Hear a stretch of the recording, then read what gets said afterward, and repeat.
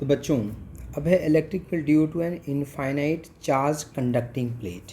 ठीक है, एक प्लेट है बेटा इस तरह से, एक यहाँ पे इस तरह से प्लेट है, कंडक्टिंग प्लेट है।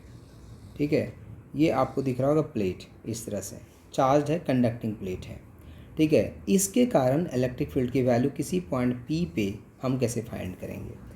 तो देखो, when a charge is given to a conducting plate, it distributed itself over the entire surface of the plate. In case the plate is infinite size and has uniform thickness, the surface density of charge sigma is uniform and is same on both the surfaces. In order to find the electric field at P, draw a cylinder. फिर यहाँ पे बेटा हम क्या करेंगे, Gaussian surface ले लेंगे। ये देखो, एक गॉसियन सरफेस हमने कंसिडर किया है। कैसा गॉसियन सरफेस कंसिडर किया है, ये जो प्लेट है, प्लेट के इन साइड में एक जो सरफेस है, जो ये सर्कुलर पोर्शन जो है सिलेंडर का, एक पोर्शन जो है प्लेट के इन साइड में लिया है और दूसरा यहाँ पे बाहर है बेटा। ठीक है, तो and is the same on the both side the surface. In order to find the electric field P, draw a cylinder Gaussian surface through P so that it is normal to the surface of the plate. Let S be the cross section area of this cylinder. ठीक है, यहाँ पे जो cross section area लिया है हमने कितना लिया है, S लिया है बेटा। ठीक है, number one end of this cylinder which lies inside the conducting plate does not contribute to the electric flux as there is no charge inside the plate.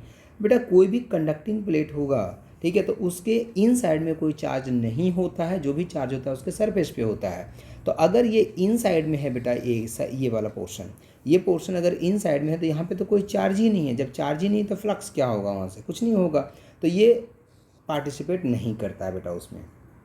ठीक है, number 2, there is no contribution by the curved surface of this cylinder towards the flux E as parallel to the surface. बेटा बोल रहा curve surface भी participate नहीं करेगा। क्यों नहीं? क्योंकि अगर इसका एरिया वेक्टर लेते हो तो एरिया वेक्टर इस डायरेक्शन में हो जाएगा बेटा, इलेक्ट्रिक फील्ड आपका इस डायरेक्शन, दोनों के बीच का एंगल 90 डिग्री है।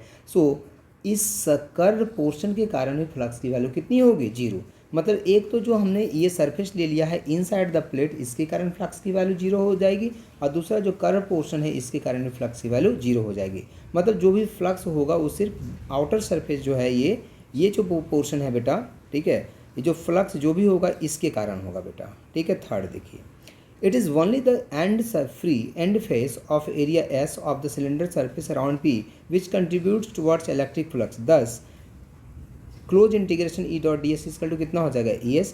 नाउ और फिर चार्ज निकालेंगे बेटा, जो प्लेट हमने लिया है और जो उस पर सिग्मा चार्ज का डिस्ट्रीब्यूशन है बेटा, चार्ज पर यूनिट एरिया, तो जो हमने सिलेंडर लिया है उसका क्रॉस सेक्शन एरिया S है, तो इसमें कितना चार्ज इनक्लोज हो गया है। ठीक है, इसमें चार्ज कितना इनक्लोज हुआ है ये हमें पता करना है। तो जो प्लेन सीट यहाँ जाएगा तो ये तो इनक्लोज है ना यहाँ पे, ठीक है, और ये इसकी भी वैल्यू कितनी है, S है, तो वहाँ से हो जाएगा तुम्हारा Q equal to sigma S। Now Q upon epsilon naught हो जाएगा, और Q की वैल्यू आ गया sigma into S, value put किया तो E इक्वल टू आ गया सिग्मा अपॉन एप्सिलॉन नॉट। मतलब इलेक्ट्रिक फील्ड की जो वैल्यू होगी बेटा यहाँ पे, वो सिग्मा अपॉन एप्सिलॉन नॉट होगी बेटा।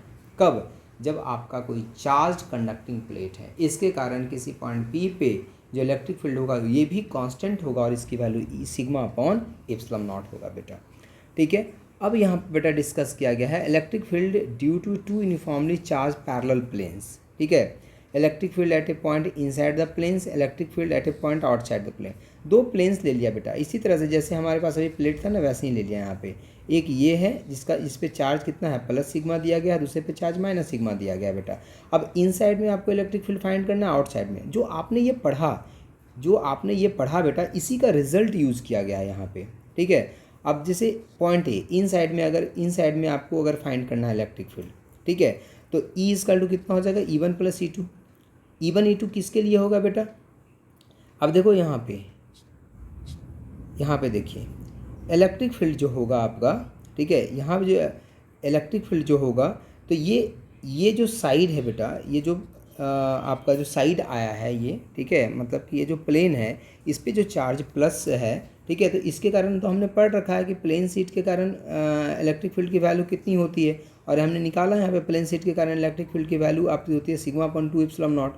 नाउ यहाँ पे यही हमने फार्मूला लगाया। अब एक पॉजिटिव है एक नेगेटिव है, तो इलेक्ट्रिक फील्ड का डायरेक्शन क्या होगा, पॉजिटिव के कारण रेडियली आउटवर्ड, नेगेटिव के कारण रेडियली इनवर्ड।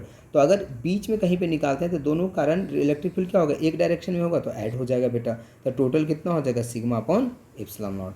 अगर आउटसाइड हम निकालें बेटा, ये देखो आउटसाइड निकाला गया बेटा, आउटसाइड निकालें तो E1 प्लस E2, तो एक के कारण क्या होगा रेडियली आउटवर्ड, दूसरे कारण होगा रेडियली इनवर्ड, और वैल्यू कितना होता है बेटा सिग्मा अपॉन इप्सिलॉन नॉट होता है, कांस्टेंट होता है, तो sigma upon epsilon 2 epsilon not minus sigma upon 2 epsilon not 0।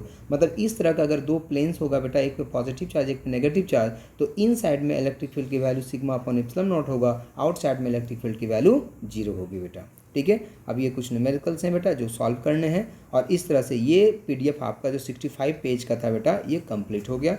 आगे हम नेक्स्ट PDF आपको सेंड करेंगे, और ये न्यूमेरिकल बेटा हम क्लास में आपको सिखाएंगे कुछ न्यूमेरिकल आपको।